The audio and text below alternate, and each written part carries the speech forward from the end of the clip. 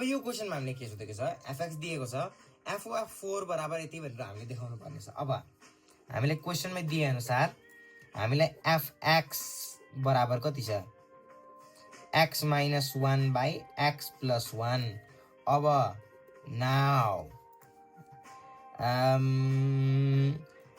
f of f x भनेको के हो त यो भनेको fx of fx हो।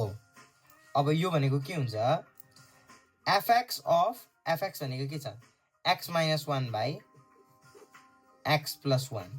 अब एउटा इन्ट्रेस्टिङ कुरा हुन्छ f समथिङ छ भने something minus 1 by something plus 1 हो।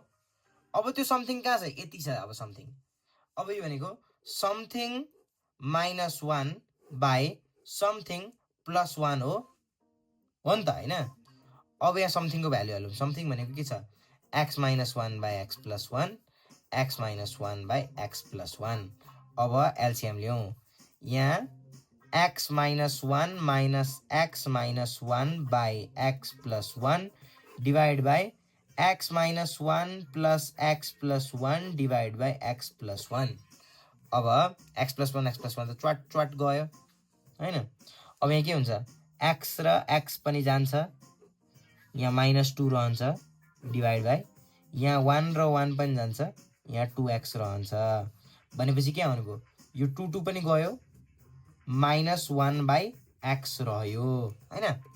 अब हामीलाई के चाहिएको छ नाउ यहाँ हेर f of f x भनेको के निस्कियो त -1 by x रह्यो। देन f of f 4 भनेको के रहन्छ -1 by 4 हुन्छ।